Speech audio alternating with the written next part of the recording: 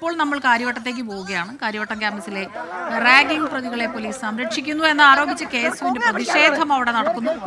അത് പോലീസും പ്രതിഷേധക്കാരുമായ ഒരു സംഘർഷം.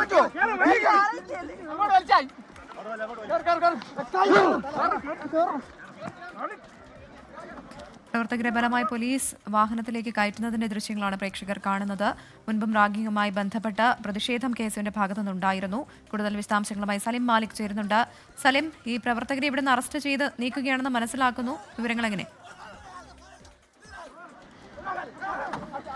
ബലം പ്രയോഗിച്ച് പ്രവർത്തകരെ അറസ്റ്റ് ചെയ്ത് നീക്കുന്ന ദൃശ്യങ്ങളാണ് നമുക്കിപ്പോൾ കാണാൻ കഴിയുന്നത്. ഈ കമ്മീഷണർ ഓഫീസിലേക്ക് ഈ KSU പ്രവർത്തകർ ഒരു പ്രതിഷേധം സംഘടിപ്പിക്കുമെന്ന് തീരുമാനിച്ചിരുന്നു. അതിനുശേഷം അത് വളരെ രഹസ്യ സ്വഭാവത്തിൽ ആ പ്രതിഷേധം സംഘടിപ്പിക്കാനായിരുന്നു പ്രവർത്തകർ തീരുമാനിച്ചത്. അതിന് പിന്നാലെ പ്രതിഷേധക്കാർ ഇവിടേക്ക് എത്തുകയായിരുന്നു. ഇവിടേക്ക് എത്തുന്ന പല വഴിയിൽ നിന്ന് എത്തുന്നതിനിടയിലാണ് പോലീസ് പ്രവർത്തകരെ അറസ്റ്റ് ചെയ്ത് നീക്കുന്നത്.